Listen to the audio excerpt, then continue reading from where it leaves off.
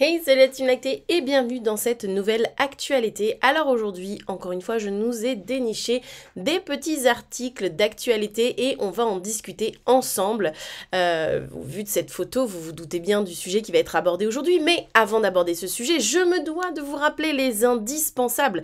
Si vous n'êtes pas abonné à cette chaîne, eh bien il est temps de le faire. Vous pouvez même enclencher la petite cloche afin d'être toujours notifié des dernières vidéos qui vont sortir. Ou alors, tout simplement, vous pouvez télécharger l'application À pas de moi, qui est juste au-dessus de ma tête, voilà, disponible sur App Store ou sur Google Play gratuitement. Et dessus, vous avez toutes les dernières informations que j'ai à vous transmettre et même plus encore dans l'avenir. C'est pour ça que je vous conseille de la télécharger dès maintenant. Voilà, petit spoiler comme d'habitude avant de démarrer, si vous ne pouvez pas vous asseoir et regarder ma petite tête de Sharpay assumée, je n'ai pas voulu me make-upper, rien du tout. C'est comme ça, c'est nature peinture ici, vous le savez, et eh bien vous pouvez toujours mettre des écouteurs et puis tout simplement vaquer à vos occupations en écoutant ce qui se passe. Vous ne louperez rien, je vous expliquerai toujours tout ce qu'il y a à l'écran. D'ailleurs, on commence cette vidéo avec une maman enceinte qui tient un bébé dans ses bras pour l'allaiter. Vous vous doutez bien du coup de l'article du sujet du jour que j'ai pu vous décoter. Donc c'est parti, on va le lire ensemble. Il s'agit d'un article trouvé sur Blasting News. Je vous avoue que ce site a vraiment beaucoup de news en rapport avec l'allaitement et c'est plutôt sympathique. Voilà, c'est un article qui date du 13 mars 2023, donc on est encore dans de la fraîcheur. Et on nous parle de l'allaitement pendant la grossesse, une pratique sans risque mais une expérience différente. Alors à titre personnel, je l'ai vécu, donc oui, c'est une expérience différente. On y va, je vous lis cet article. La maman peut poursuivre l'allaitement de son enfant même en étant enceinte. Cela présente plusieurs avantages. Il n'est pas surprenant ni nouveau de savoir qu'une femme peut retomber enceinte lorsqu'elle allaite son bébé. Effectivement, je vous rappelle que il y a le moment où on a son retour de couche, ce qui veut dire qu'on a un retour d'ovulation, donc on peut éventuellement tomber enceinte et on peut avoir son retour de couche en allaitant. Parfois on l'a à la fin de l'allaitement et parfois on l'a en allaitant. Et puis effectivement, il y a les cas où on a eu notre retour de cycle. On n'a pas forcément encore eu de menstruation régulière. Pour autant, sans qu'on voit forcément un cycle arriver, il y a eu une ovulation, il y a eu une fécondation et donc on est enceinte. Voilà, surprise de la nature, c'est toujours la surprise, parfois plus ou moins agréable suivant les histoires de chacun, mais ça reste des surprises de la nature. Je reprends la lecture de l'article. Quel que soit l'âge de son enfant, la maman peut poursuivre son allaitement. Elle peut continuer à allaiter son bambin jusqu'à la naissance de son prochain bébé ou même au-delà de son accouchement. Effectivement, quand j'ai été enceinte de Gaufrette, donc de ma fille qui est ma deuxième enfant, c'était un bébé surprise, elle s'est invitée et donc j'allaitais toujours son frère. Ils ont 26 mois d'écart, donc il avait 15 mois, quelque chose comme ça par là. Et effectivement, j'allaitais toujours son frère. Et d'ailleurs, ce qui a surpris beaucoup de gens, c'est mais tu savais pas que t'étais enceinte, mais ça t'a rien fait à ta lactation, mais c'est souvent les questions qui sont revenues, mais voilà, comment ça se fait que tu n'as pas su que tu étais enceinte vis-à-vis du comportement de ton enfant par rapport à la lactation. Alors, il faut savoir que Moshi n'a jamais strictement rien changé à sa façon de téter quand j'étais enceinte. Donc j'ai appris ma seconde grossesse, j'étais presque à 3 mois révolus, presque à 4 mois. Donc effectivement, on peut se dire qu'il y aurait pu y avoir des signes, il y aurait pu y avoir, je sais pas, Moshi qui se détournait du sein ou quoi que ce soit, mais pas du tout, pas du tout. Au contraire, donc vraiment aucun signe de ce côté-là qui pouvait me faire penser à une éventuelle grossesse. Donc effectivement, je confirme qu'on peut continuer à allaiter son enfant en étant enceinte et parfois on s'en rend même pas compte. Voilà. Je continue à lire. Il s'agit d'une situation qui provoque quelques craintes chez certaines femmes. En outre, ceci ne présente aucun danger, aussi bien pour la maman que le fœtus. Alors, à titre personnel, je pense qu'à l'époque, j'étais tellement détachée des réseaux, d'internet, etc. Chaque fois que j'étais enceinte, j'ai vraiment évité le net au plus possible. C'était l'amoureux qui allait chercher les informations et qui me les distillait au compte-gouttes. Et du coup, je n'ai vraiment eu, mais vraiment aucune crainte particulière. Vraiment, pour moi, c'était quelque chose dans la continuité de ce qui se passait, quoi. Vraiment, c'était ultra naturel. Après, j'ai eu des gènes. J'ai eu de la gêne à partir du moment où j'ai su. C'est ça qui est très drôle, c'est que je n'ai eu aucune gêne tant que je ne savais pas que j'étais enceinte. Et sachant que j'ai appris que j'étais enceinte, je vous dis, presque 3 mois révolus, presque 4 mois. Quand je l'ai su, et seulement quand je l'ai su, j'ai commencé à avoir des désagréments. Effectivement, ça a commencé à être désagréable. J'ai passé un moment où effectivement ça a été très très dur, on a même tenté de sevrer la nuit, etc. Puis en fait, pas du tout, vous allez voir. Mais jusqu'à ce que je sache que je sois enceinte, Bah, vraiment rien de particulier. Et du coup, je vous dis, même quand j'ai su que j'étais enceinte, aucune crainte, dans le sens où je suis vraiment quelqu'un qui, dès qu'elle est enceinte, se détourne des réseaux, se détourne de tout. Je continue. À l'été enceinte, le lait n'est pas mauvais, mais moins abondant. Oui, on va le voir. Bien que l'allaitement puisse diminuer la fertilité de la femme, elle peut toujours retomber enceinte, c'est ce qu'on a expliqué juste avant. Toutefois, la lactation va naturellement baisser à partir du 4e mois de grossesse, et oui, je vous rappelle qu'on commence à synthétiser du colostrum. Le lait redeviendra peu à peu du colostrum. Il s'agit d'un phénomène normal et naturel permettant d'assurer les besoins du fœtus. De ce fait, une baisse de lactation, de production de lait sera vérifiable au cours de la grossesse. Effectivement, je vous rappelle qu'on commence à synthétiser du colostrum à partir de 4 mois de grossesse et que de toute façon, à 37 semaines d'aménorrhée à peu près, les vannes se ferment pour la lactation précédente pour laisser place à une nouvelle lactation. Votre corps fait un reboot, donc il se prépare à accueillir le nouveau bébé. Je continue. De plus, le goût ne sera plus le même et aura tendance à être plus salé. Oui, effectivement, ce qui pourrait ne pas plaire à bébé. Alors nous, il s'est passé un phénomène très rigolo, vers, je crois, 6-7 mois, quelque chose comme ça, je suis très nulle en temporalité. Effectivement, j'ai commencé à vraiment avoir une sacrée baisse de lactation. Et un jour, je sais pas pourquoi, j'étais assise par terre dans la cuisine et l'évier était en train de goûter, il était mal fermé, il faisait ploc, ploc, ploc, vous voyez. Et Mochi vient pour s'installer sur mes genoux et pour téter. Et puis il râle parce qu'il n'y a pas assez de lait, il râle parce que ça va pas, il râle parce que le débit n'est pas le même que d'habitude, sachant que j'avais un céréal téter vraiment à fond les ballons, donc... Et puis je vois le robinet qui goûte comme ça et je lui dis... Me vient dans ma tête un parallèle et je lui dis, mais tu sais, les tétous de maman en ce moment, c'est comme le robinet, ça coule pas très très bien. C'est en ce moment, les tétous de maman, c'est... Il y a moins de lait. Parce qu'en fait, il se prépare pour le bébé qu'il y a dans le ventre. Et quand le bébé dans le ventre de maman, il va sortir, et ben le lait, il va revenir. Comme le robinet quand on l'ouvre. Et donc, je sais pas pourquoi je me suis mise à faire ce parallèle avec le robinet. Et du coup, il a pointé le robinet des doigts en disant, hein? Et j'ai dit, oui, c'est pareil dans les tétous de maman. Là, pareil que là. Il y a moins, il y a plus, c'est plus pareil. Mais après, quand bébé il va sortir, il y aura beaucoup de lait. Et je lui ai expliqué comme ça. Et je pense qu'il a vite capté le truc. Effectivement, et on va voir plus loin, je vous dirai un petit peu ce qui s'est passé et comment ça s'est géré. Je continue. Quant au côté nutritif, l'enfant ne manquera de rien et puisera ailleurs les nutriments qui lui manquent. Cette carence en éléments nutritifs s'explique essentiellement par l'alimentation qui a été diversifiée dès les 6 mois de l'enfant. Si le bambin qui allaite a moins de 6 mois, il est nécessaire de compléter sa nourriture avec un lait artificiel. Effectivement, je rappelle, bien entendu, c'est évident que le lait reste la première source d'alimentation pour les bébés jusqu'à 1 an. Donc si votre grossesse tombe avant que... Enfin tombe, pas comme si elle vous tombait dessus non plus, mais arrive en fait avant que votre enfant ait 1 an, eh bien effectivement il va falloir penser à supplémenter. Soit vous aurez... eu le réflexe, vous aviez l'info et au début de votre grossesse, vous allez commencer à tirer un petit peu de lait et comme ça, vous aurez de quoi faire. Soit vous tiriez du lait pour la nounou, vous en avez un petit peu de côté, soit rien du tout. Et effectivement, dans ce cas-là, il faudra penser à compléter. Il existe des laits artificiels qui sont français, qui sont bio, qui sont traçables, qui sont éthiques. Donc vraiment pas obligé de tomber dans le mercantile des très grosses marques et de nourrir des choses qui ne font pas forcément ni du bien à la planète, ni du bien aux êtres humains de manière générale. Je pense qu'on en a déjà suffisamment parlé. On peut aujourd'hui, l'offre est suffisamment grande pour se tourner vers des producteurs locaux, vers des industries locales, nationales et qui ont une vraie démarche intéressante. Ce point est fait, mais je ne pouvais pas ne pas le faire, vous me connaissez.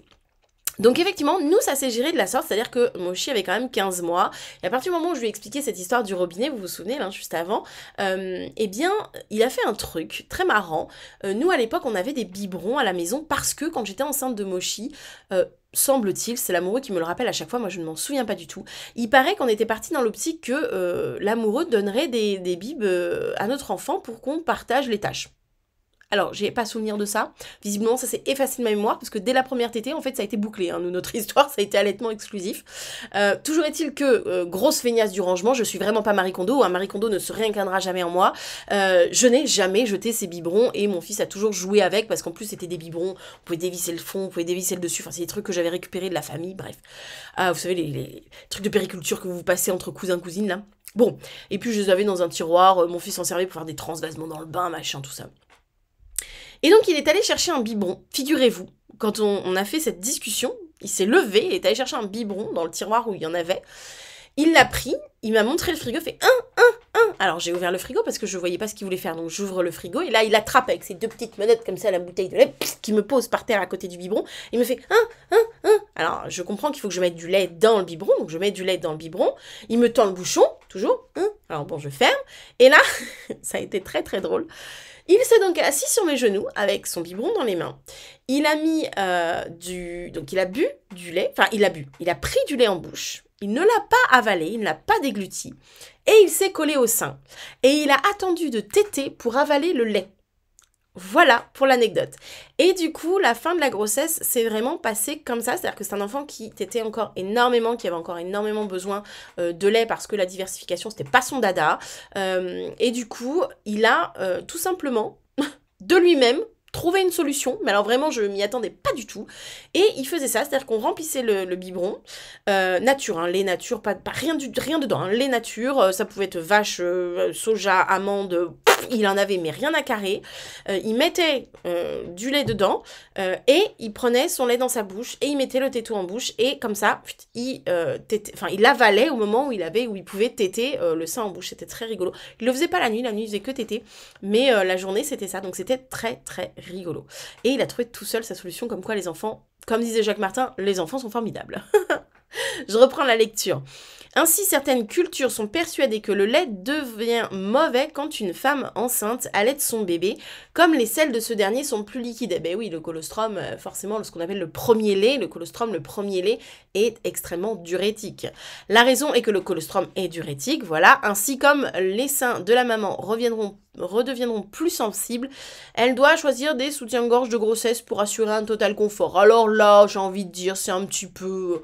Fais-toi plaisir, hein, parce que soutien-gorge, pas soutien-gorge, entre celles qui en mettent, celles qui font du no-bras, éviter les armatures juste. Moi, je sais que j'avais opté pour un débardeur tout bête, acheté chez Lidl, où en fait, il y avait tout simplement un élastique sous la poitrine. C'était un débardeur d'allaitement, donc il y avait un élastique sous la poitrine, et donc je pouvais enlever en haut, et j'aimais bien cet effet un peu soutenant sous la poitrine, et j'ai vraiment tourné avec ça. Je crois que les pauvres, je les ai usés, mais à mort. Je crois que j'ai fini par les jeter parce qu'il y a des trous dedans, donc c'est vous dire, vraiment, je les ai usés à mort tellement je les aimais, quoi. On continue la lecture. La croissance du bébé in utero est sans risque, effectivement. Allaiter son enfant étant enceinte ne présente aucun risque pour le bébé à naître. Ce dernier ne manquera pas des éléments indispensables pour sa croissance in utero et son bon développement. Effectivement, ça n'a rien à voir. Un bambin peut téter, il ne va pas prendre sur les nutriments qui seraient donnés au bébé dans le ventre de sa maman, etc. On continue. En effet, le placenta assure sa nutrition, ainsi le risque de faire une fausse couche et d'accoucher prématurément, dans ce cas, est réduit à néant. Alors, c'est plus subtil que ça. Effectivement, on va quand même parfois, les professionnels de santé vont quand même parfois déconseiller l'allaitement en étant enceinte pour des femmes dites à risque. Il peut effectivement y avoir plein de cas de grossesse, on le sait, il y a plein de cas différents qui peuvent se présenter. Et parfois, dans les grossesses dites à risque, alors à risque, à évaluer avec son professionnel de santé, effectivement, le professionnel de santé peut dire « Bon, il vaudrait peut-être mieux éviter ». Logiquement, mécaniquement, ce qui se passe, c'est que le corps bloque tous les... comment vous expliquer ça? J'avais fait une vidéo là-dessus. Le corps bloque tout effet de l'ocytocine, y compris l'ocytocine de synthèse, jusqu'à quasiment 37 SA. C'est comme un espèce de mécanisme d'auto-préservation, c'est-à-dire que on va sécréter une hormone, je ne sais plus laquelle, mais vraiment je vous conseille de regarder cette vidéo sur ma chaîne. On va sécréter une hormone qui en fait va tout simplement bloquer les effets de l'ocytocine au niveau du réflexe d'éjection du bébé, parce qu'on parle toujours de réflexe d'éjection, que ce soit en termes d'enfantement, que ce soit en termes d'éjection de lait, et donc je crois que c'est environ jusqu'à 37 semaines d'aménorrhée. S'il y a des doulas, des sages-femmes qui passent par là, n'hésitez vraiment pas à corriger en commentaire, il n'y a aucun souci là-dessus, on est justement là pour s'entraider, et peut-être éventuellement, bah voilà, ça peut arriver que j'ai pas forcément la bonne info exacte, donc n'hésitez pas, mais il me semble que c'est jusqu'à 37 SA où le corps sécrète une hormone qui va vraiment bloquer les effets de l'ocytocine, y compris de l'ocytocine de synthèse, et donc il n'y a pas de risque d'enfantement en allaitant. Sauf pour les grossesses dites à risque, mais là c'est à voir avec son professionnel de santé. Ce risque n'a jamais été prouvé, même si l'allaitement permet de sécréter l'hormone de l'ocytocine. Il s'agit d'une hormone de l'amour, de l'attachement, du bien-être et du bonheur, et bien sûr c'est aussi l'hormone qui rentre en jeu dans les réflexes d'éjection, qu'elle soit le réflexe d'éjection de lait ou qu'elle soit le réflexe d'éjection d'un bébé au moment de l'enfantement. Quant à la maman enceinte, l'allaitement ne va pas l'épuiser. Par contre, c'est la grossesse qui pourrait la fatiguer. Encore une fois, on ne se trompe pas. Ce n'est pas l'allaitement qui épuise. C'est le fait d'avoir un enfant, le fait que notre premier, si on l'allaite encore, va peut-être demander plus intensément pour pouvoir pallier à la petite production qu'on va peut-être avoir. C'est le fait aussi qu'un plus grand sentant une grossesse est beaucoup plus émotionnellement beaucoup plus sensible, que nous-mêmes nous sommes beaucoup plus sensibles, nous ressentons les émotions de façon beaucoup plus intense, donc tout ça, ça fatigue. Et puis la grossesse dans tout ce qu'elle vient puiser dans notre corps. D'ailleurs, je vous rappelle de faire des bilans complets, pas seulement ceux qu'on vous donne de manière classique, mais vraiment d'aller chercher et de faire des bilans complet. Rapprochez-vous d'une naturopathe, rapprochez-vous d'une diététicienne, d'une naturopathe en l'occurrence plutôt pour une grossesse, pour faire de vrais bilans, ce qu'on ne va pas nécessairement aller chercher dans les bilans de médecine traditionnelle, classique, où on va faire des check-up mais qui sont plutôt tradis, c'est-à-dire oui, un peu de fer, oui, la toxo, oui, voilà. Mais on va pas forcément aller chercher le calcium, le magnésium, le zinc, l'iode, voilà, il y a plein de choses qu'on ne va pas nécessairement aller chercher, les macros, les micronutriments, etc. Donc rapprochez-vous d'une naturopathe si vous êtes très fatigué pendant votre grossesse, parce qu'il y a peut-être des carences et il vaut mieux s'en occuper tout de suite plutôt que de se les trimballer jusqu'au postpartum, où là ça peut venir, ça peut vous revenir en pleine face. C'est-à-dire qu'on parle beaucoup de la dépression postpartum au jour d'aujourd'hui, mais je suis persuadée que s'il y avait une meilleure prise en charge globale, y compris des réservoirs internes de vitamines, oligo-éléments, macronutriments, micronutriments de la femme, de manière générale, déjà depuis nos premières menstruations, mais d'autant plus quand on est enceinte, eh bien ça aiderait quand même à passer cette période du postpartum. Donc je ne peux que vous donner ce petit conseil. On continue. Gérer cette situation sans aide Gérer cette situation sans aide peut ainsi être la raison principale de son épuisement. Effectivement, avoir un peu d'aide, ça peut être sympa. Par ailleurs, être enceinte et sevrer son enfant est plus fatigant vu que se lever la nuit pour préparer le biberon demande plus de force. Effectivement, vous déballez le boobs, vous lui collez la nuit et vous vous rendormez avec lui. C'est quand même moins fatigant que de se lever, que de se prendre un Lego dans le pied, la grande lumière parce qu'il faut préparer un bib, etc. Mais en même temps, chacun voit midi à sa porte, comme dirait l'expression. Donc je continue, et mieux se préparer à l'accouchement. En outre, une femme qui allaite dort en moyenne 20 minutes de plus, alors non, c'est 45 minutes de plus, que celle qui donne le biberon. Alors pour celle qui donne le biberon, pour celle qui donne du lait artificiel, parce que je rappelle que dans un biberon, il peut y avoir du lait infantile, donc il va falloir arrêter avec cette formulation. Je rappelle que pour ce qui concerne le sommeil des femmes allaitantes, je vous conseille les travaux, les écrits de Claude, Suzanne, Didier et Jean Jouveau, qui a en plus fait une conférence sur le sommeil des parents allaitants. Et les parents allaitants dorment en moyenne 45 minutes de plus que des parents qui donneraient du lait artificiel, donc ils seraient obligés de se lever avec un plein réveil, etc. Pas 20 minutes. Je termine la lecture. Ainsi, allaiter enceinte est recommandé pour faire une économie d'énergie, économie d'argent aussi, et garder une certaine proximité avec son enfant. Oui, effectivement, quand on continue à allaiter, même si par exemple on donnerait un PCN, une préparation commerciale pour nourrisson à son bambin, on peut continuer l'intention de mise au sein, parce que je vous rappelle que l'allaitement, il est là aussi avec tout son côté de développement émotionnel, de réassurance, de développement du lien sécure, etc. Et qu'il y a beaucoup de changements quand on est enceinte, et que du coup, mais l'ayant vécu, j'ai des frères et sœurs d'un âge très écarté et donc j'étais adolescente pour certains d'entre eux. Je me souviens que même adolescente, j'ai eu ce besoin de rapprochement de ma maman parce que ben effectivement, c'est des changements, ça va impacter les dynamiques familiales, on le sent, etc. Et je me souviens que ça n'impacte pas, on parle beaucoup des enfants, mais franchement, même quand on a des ados et qu'on est enceinte, je sais que moi, en tout cas, j'ai eu ce besoin de me rapprocher, de faire plus de câlins, etc., parce qu'on a, oui, c'est complètement naturel, ce besoin d'être rassuré sur le fait que tout va bien se passer, qu'on aura toujours notre place, etc. Donc voilà, on le voit même chez des adultes, c'est-à-dire des jeunes adultes hein, dont les parents auraient un enfant plus jeune. Le phénomène se produit aussi, voilà, donc vraiment c'est quelque chose de naturel au sens de la nature avec un grand N, anthropologique si vous préférez. Donc effectivement, continuer à avoir cette proximité. Alors, à l'été en étant enceinte, là ils ne le disent pas, il y a une période où ça peut être extrêmement douloureux dû au changement hormonal, ça peut être, c'est même plus désagréable, c'est-à-dire que c'est invivable pour certaines.